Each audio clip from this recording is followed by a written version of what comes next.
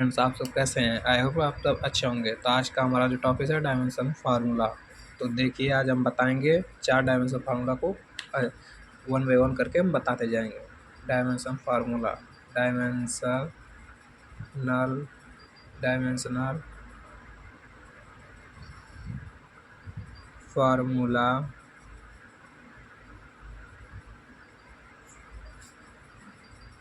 Of speed and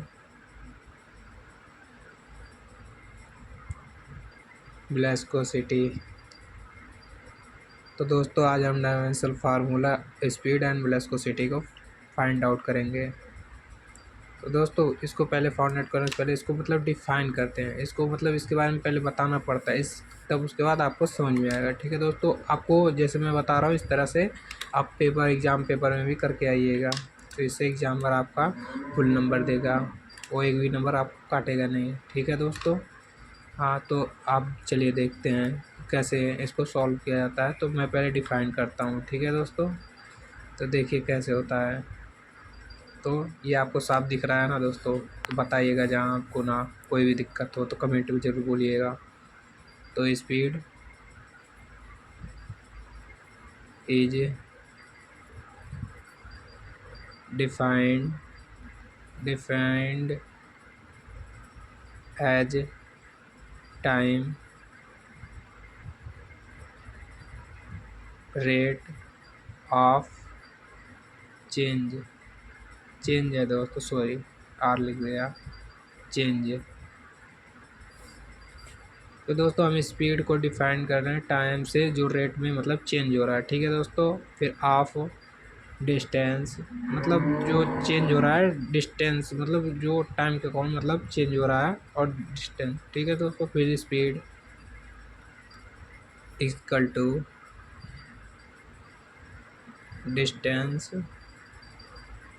speed का दोस्तों formula होता है, आपको पता ही होगा, डिस्टेंस अपॉन में टाइम होता है। तो हम जो स्पीड को कन्वर्ट कर दिए, ठीक है दोस्तों, जो मतलब इसको टाइम में वही फार्मूला अपनाएंगे। ठीक है। तो distance distance covered divide by time taken. ठीक है दोस्तों।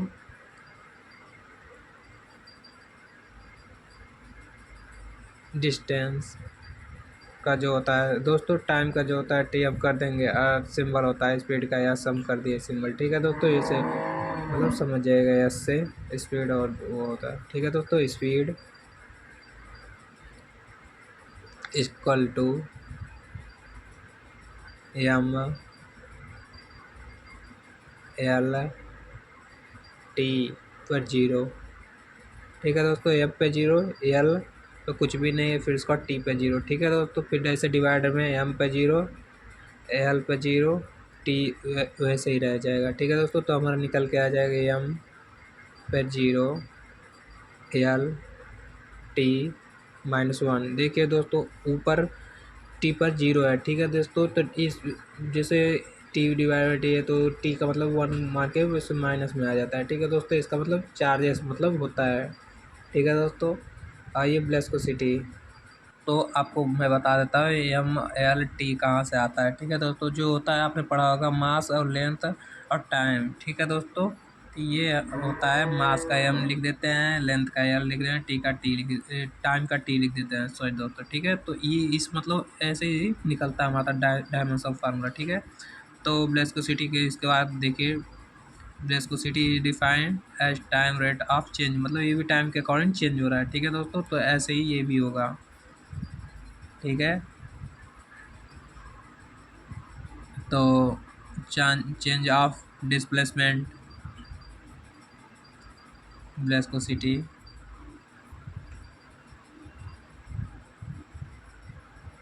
इसको इक्वल टू, ऐसे दोस्तों कोष्टक में बना लेते हैं। तो ठीक है, इसको डिस्प्लेसमेंट लिख देंगे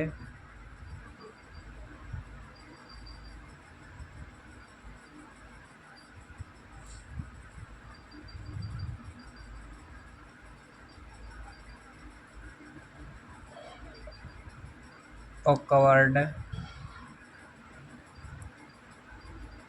बाय टाइम इंटरवल। ठीक है दोस्तों,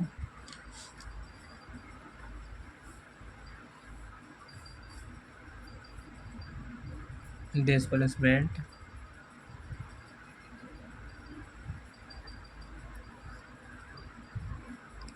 इसको दोस्तों ऐसे कोष्टक में बना देते हैं, तो मतलब ऐसे क्या रहता है, एग्जामर समझ जाता है कि हाँ ये इसको मतलब विस्कोसिटी का डिस्प्लेसमेंट अबाउट में टाइम कम है, इंटरवल ऐसे मतलब किया है, तो दोस्तों कोई नंबर का इशू नहीं रहेगा, आराम से आपको अच्छे नंबर मिलेंगे।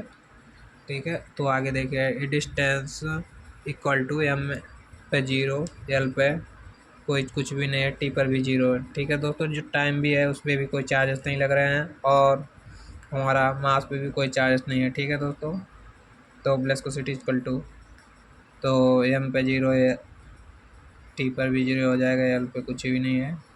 ठीक है, तो एम पर जीरो, एल पे जीरो, टी पर कुछ भी नहीं है। ठीक है दोस्तों, तो यहाँ पे देखिएगा,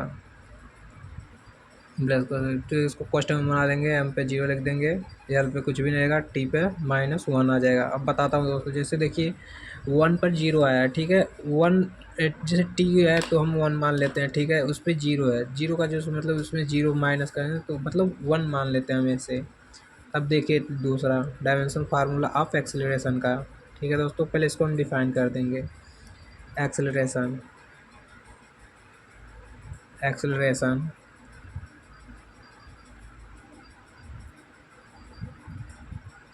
is defined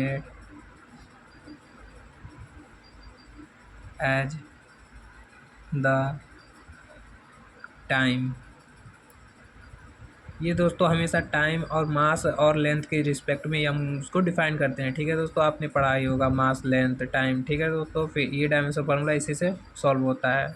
time rate of change, मतलब हमको टाइम के अकॉर्डिंग चेंज करना है।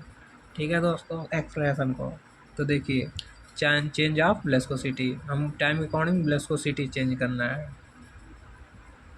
एक्सलेशन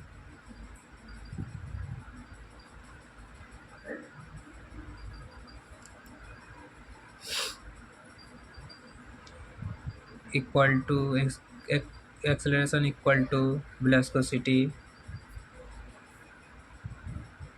विस्कोसिटी डिवाइडेड में टाइम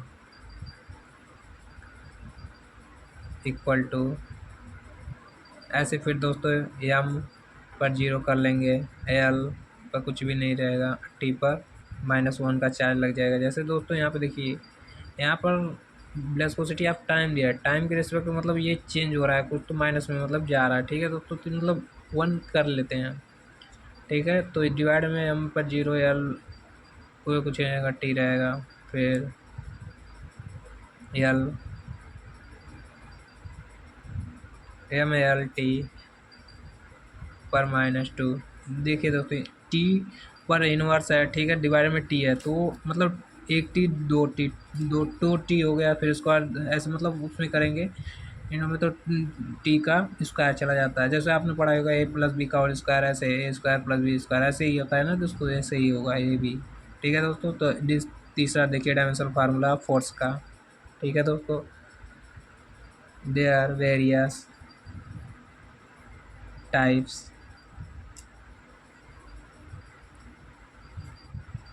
ऑफ फोर्स। ठीक है दोस्तों, but all of the them, sorry दोस्तों, of them most, there are various types of force but all of them most have same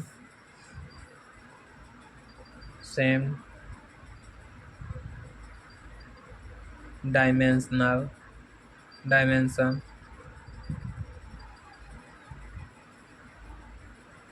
therefore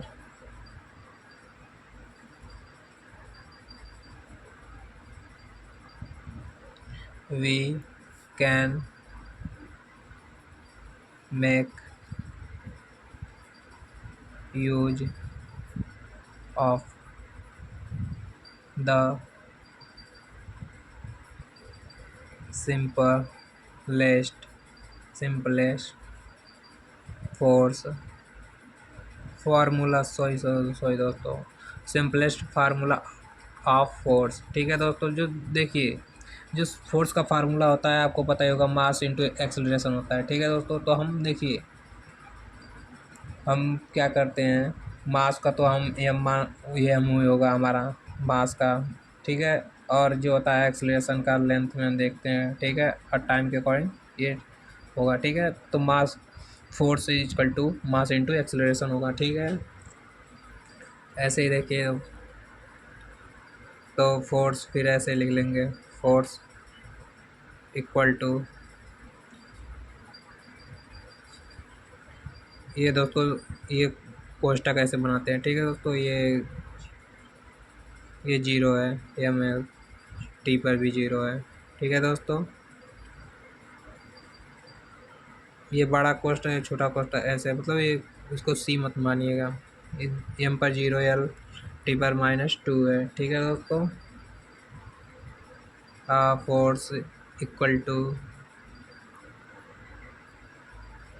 M पर M L T पर -2। ठीक है दोस्तों, जैसे देखिए T1 मतलब इंटू में करें, दोनों मल्टीप्लाई करेंगे तो सेम ही हमारी वैल्यू आ जाएगी। ठीक है दोस्तों, तो टी के पावर 2 हमारा आ जाएगा वैसे ही। ठीक है दोस्तों, तो हमारा निकल के आ जाएगा। अब चौथा देखिए, dimension formula of force, dimension formula for momentum का। ठीक है दोस्तों, डायमेंशन फार्मूला फॉर मोमेंटम का, तो देखिए पहले इसको डिफाइन करते हैं। The quantity of quantity of motion, sorry दोस्तों, the quantity of motion passed by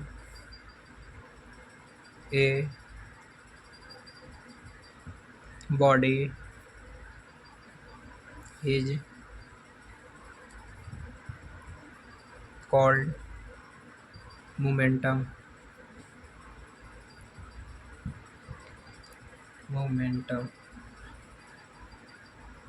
ये दोस्तों एक मतलब बॉडी होता है जो मोशन में होता है। ठीक है दोस्तों, उसे हम मोमेंटम कहते हैं। ठीक है, और इसे it is product of mass and velocity, मतलब ये मास और वेलोसिटी पर इसका डिपेंड करता है। ठीक है दोस्तों,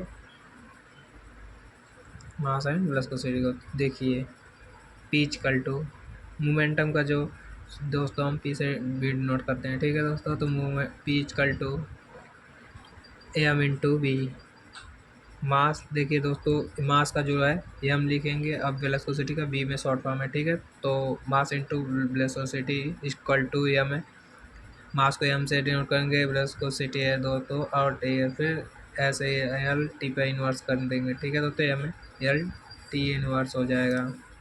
ठीक है दोस्तों, आई होप आपको अच्छे से समझ में आया होगा। जहाँ आपको समझ में आया वीडियो स्किप करके आप फिर से देख सकते हैं, स्क्रीनशॉट ले सके देख सकते हैं।